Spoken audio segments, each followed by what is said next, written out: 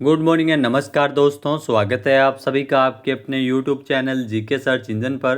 तो दोस्तों आज है 23 अक्टूबर और 23 अक्टूबर से रिलेटेड राजस्थान करंट अफेयर्स के जितने भी इंपॉर्टेंट क्वेश्चन हैं उन सभी को हम इस वीडियो में डिस्कस करने वाले हैं। तो पूरा वीडियो बहुत ध्यान से देखना और वीडियो के एंड में मैं आपसे क्वेश्चन भी पूछूंगा जिसका आंसर आप सभी को कमेंट बॉक्स में देना है। कल के वीडियो में मैंने आपसे क्वेश्चन पूछा था जो था हाल ही में यात्री सुविधाओं में बढ़ोतरी के लिहाज से ट्रेन में एसी कोच में सांगानेर बगरू प्रिंटेड कंबल कवर देने की शुरुआत कहाँ से हुई है। तो इसकी शुरुआत खातीपुरा रेलवे स्टेशन से की गई है। ए ऑप्शन यहाँ पर बिल्कुल सही था। जिन दोस्तों ने ए ऑप्शन कमेंट बॉक्स में सही जवाब दिया था उनको हार्दिक शुभकामनाएं। तो केंद्रीय रेल और सूचना प्रसारण मंत्री अश्विनी वैष्णव के द्वारा 16 अक्टूबर को राजस्थान के जयपुर के जगतपुरा स्थित खातीपुरा रेलवे स्टेशन पर कई महत्वपूर्ण है वो इसमें अलग अलग सुविधाओं की शुरुआत की है। इस मौके के अवसर पर दिवाली पर्व से पहले यात्री सुविधाओं में बढ़ोतरी के लिहाज से ट्रेन में एसी कोच में सांगानेर बगरू प्रिंटेड कंबल कवर देने की शुरुआत भी यहां से की गई है। पायलट प्रोजेक्ट के तौर पर सबसे पहले जयपुर असरवा अहमदाबाद ट्रेन के एसी श्रेणी में सुविधा शुरू हुई है। विभिन्न सुविधाओं का 65 रेलवे स्टेशन पर लोकार्पण किया गया। इसके अलावा स्टेशन पर डिजिटल साइन बोर्ड और कोच पोजीशन डिस्प्ले सिस्टम लगाए गए हैं। इसी के साथ ही कई स्टेशन पर एकीकृत यात्री सूचना प्रणाली सिस्टम भी शुरू किया गया है। तो चलिए शुरू करते हैं आज के राजस्थान करंट अफेयर्स। पहला क्वेश्चन है, हाल ही में टोंक राजस्थान में कला पर्व कब आयोजित किया जाएगा। यहाँ दोस्तों टोंक राजस्थान में जो कला पर्व का आयोजन है वो 7 से लेकर 9 नवंबर 2025 तक होगा। यानी कि बी ऑप्शन इस क्वेश्चन का बिल्कुल सही है। आइए जानते हैं इम्पोर्टेंट फैक्ट्स। तो कला पर्व जो कि टोंक राजस्थान में आयोजित किया जाएगा। इस बार कला पर्व का आयोजन है वो टोंक में 7 से लेकर 9 नवंबर तक आयोजित होगा, जिसमें रूस और नेपाल के कलाकार भी हिस्सा लेंगे। टोंक शहर में साल 2007 से ही युवा कलाकारों के आपसी सहयोग से 3 दिवसीय कला पर्व का आयोजन है वो हर वर्ष किया जाता है। शुरुआत में 100 कलाकार जुड़े थे, लेकिन अब 400 से 500 कलाकार देश भर से इसमें हिस्सा लेते हैं।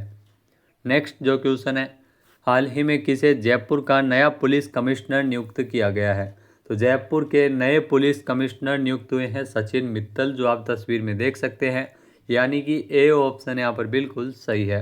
आइए जानते हैं इम्पोर्टेंट फैक्ट्स। तो हाल ही में राजस्थान की भजन लाल सरकार ने 22 अक्टूबर को बड़ा प्रशासनिक फेरबदल करते हुए राज्य के 34 आईपीएस अधिकारियों का तबादला किया है। गृह मंत्रालय की तरफ से जारी किए गए आदेश में जयपुर पुलिस कमिश्नर समेत कई डीजी, एडीजी और एसपी स्तर के अधिकारियों का तबादला किया गया है। राज्य सरकार ने राजस्थान पुलिस में बड़ा बदलाव करते हुए सीनियर आईपीएस अधिकारी बीजू जोसेफ की जगह सचिन मित्तल को जयपुर का नया पुलिस कमिश्नर नियुक्त किया गया। तो पहले बीजू जोसेफ थे, अभी सचिन मित्तल है वो जयपुर के नए पुलिस कमिश्नर बने हैं। वहीं संजय कुमार अग्रवाल को लॉ एंड ऑर्डर का डीजी और गोविंद गुप्ता को भ्रष्टाचार निरोधक ब्यूरो का डीजी बनाया गया है।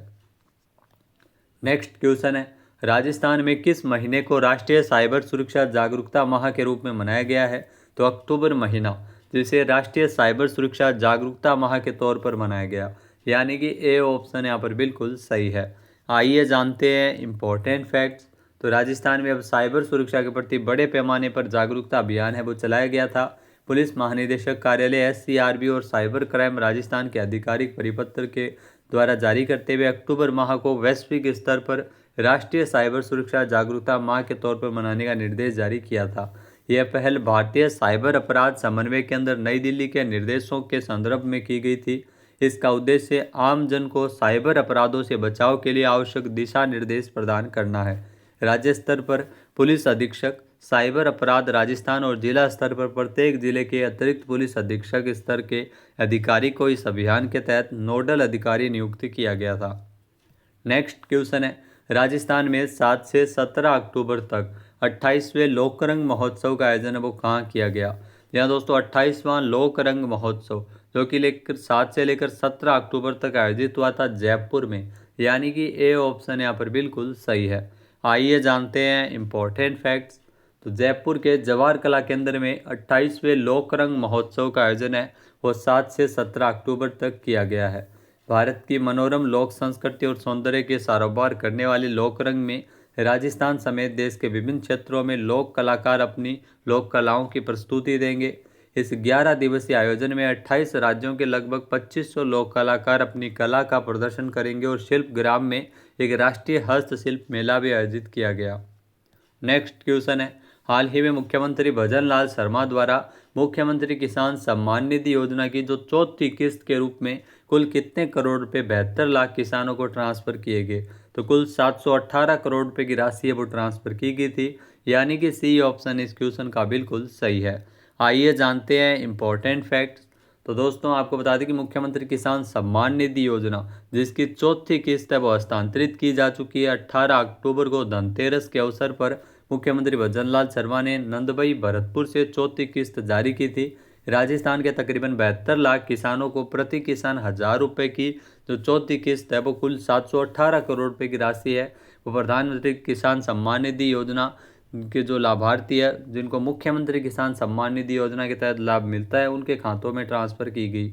मुख्यमंत्री किसान सम्मान निधि योजना जिसकी शुरुआत 30 जून 2024 को राजस्थान में हुई थी। योजना के तहत पीएम किसान योजना को जो लाभार्थी है उनको 3000 रुपये अतिरिक्त सहायता राशि वो राज्य सरकार के द्वारा दी जाती है, यानी 6 + 3 यानी 9000 रुपये सालाना किसानों को इसमें मिलते हैं।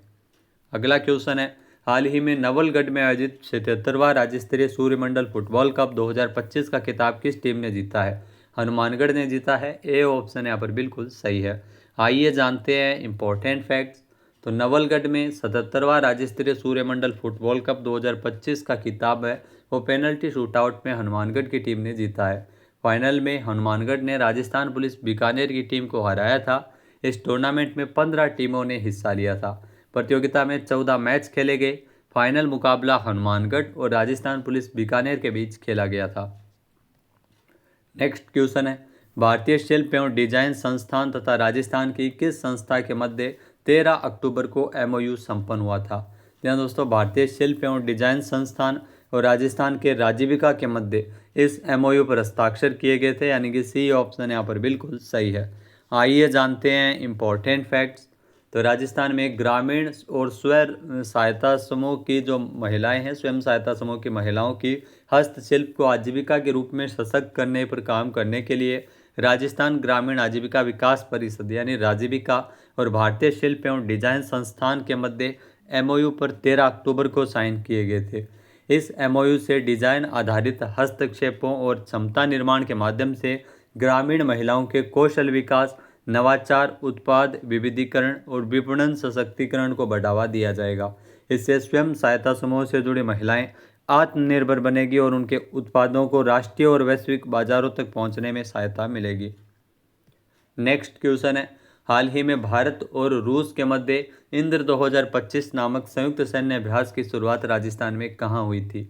तो बीकानेर में इसका आयोजन है वो किया गया था, यानी कि ए ऑप्शन यहाँ पर बिल्कुल सही है। आइए जानते हैं इंपॉर्टेंट फैक्ट्स। तो दोस्तों भारत और रूस के मध्य जो सामरिक सहयोग और रक्षा साझेदारी की एक और महत्वपूर्ण कड़ी के रूप में इंद्र 2025 नामक संयुक्त सैन्य अभ्यास की शुरुआत 6 अक्टूबर को राजस्थान के बीकानेर में स्थित महाजन फील्ड फायरिंग रेंज में औपचारिक तौर पर की गई थी। यह अभ्यास 15 अक्टूबर तक चला था, जिसमें दोनों देशों की सेनाएं आतंकवाद रोधी अभियान, संयुक्त युद्धाभ्यास और सामरिक समन्वय को मजबूत करने पर ध्यान केंद्रित हुआ था। अभ्यास के दौरान दोनों देशों के जो सैनिक है वो संयुक्त सामरिक अभियान, संचार नेटवर्किंग, संयुक्त कमांड संरचना के तहत कार्य करने वाले प्रशिक्षण इसमें प्राप्त किया था और इसके अलावा आधुनिक युद्ध परिस्थितियों में आपसी जो सामरिक संगतता और अनुभव के आदान प्रदान पर विशेष ध्यान इसमें दिया गया। नेक्स्ट क्वेश्चन है, भारत कुल वन क्षेत्र के मामले में विश्व स्तर पर कौन से स्थान पर पहुंच गया है? यहाँ दोस्तों भारत कुल वन क्षेत्र के मामले में विश्व स्तर पर 9वें स्थान पर पहुंच गया है, यानी कि ए ऑप्शन यहाँ पर बिल्कुल सही है। आइए जानते हैं इंपॉर्टेंट फैक्ट्स। तो भारत कुल वन क्षेत्र में विश्व स्तर पर 9वें स्थान पर पहुंचा है। ये FAO की रिपोर्ट है। यह खाद्य एवं कृषि संगठन FAO के द्वारा जारी वैश्विक वन संसाधन आकलन 2025 के अनुसार भारत कुल वन क्षेत्र के मामले में विश्व स्तर पर 9वें स्थान पर पहुंच गया है। भारत वार्षिक वन क्षेत्र वृद्धि में अपने तीसरे स्थान पर बना हुआ है, जो वन संरक्षण और सतत भूमि प्रबंधन के प्रति देश की दृढ़ प्रतिबद्धता को दर्शाता है। नेक्स्ट क्वेश्चन है, हाल ही में किस देश ने युवा वैज्ञानिकों के लिए रामानुजन फेलोशिप की शुरुआत की है? यहाँ दोस्तों भारत और ब्रिटेन के द्वारा युवा वैज्ञानिकों के लिए रामानुजन फेलोशिप शुरू की है, यानी कि ए ऑप्शन यहाँ पर बिल्कुल सही है। आइए जानते हैं इम्पोर्टेंट फैक्ट। तो भारत और ब्रिटेन के युवा वैज्ञानिकों के लिए रामानुजन फेलोशिप शुरू की गई है। भारत और यूनाइटेड किंगडम ने श्रीनिवास रामानुजन के नाम पर रामानुजन जूनियर रिसर्चर प्रोग्राम की शुरुआत है वो की है। इस फेलोशिप का उद्देश्य भारतीय शोधकर्ताओं को London institute for mathematical sciences में अग्रणी ब्रिटिश शोधकर्ताओं के साथ सहयोग करने में सक्षम बनाना है, जिससे 1913 के ऐतिहासिक रामानुजन GH हार्डी सहयोग की विरासत को आगे बढ़ाया जा सके। अब बात करते हैं आज के हमारे क्विज के, जिसका आंसर आप सभी को कमेंट बॉक्स में देना है।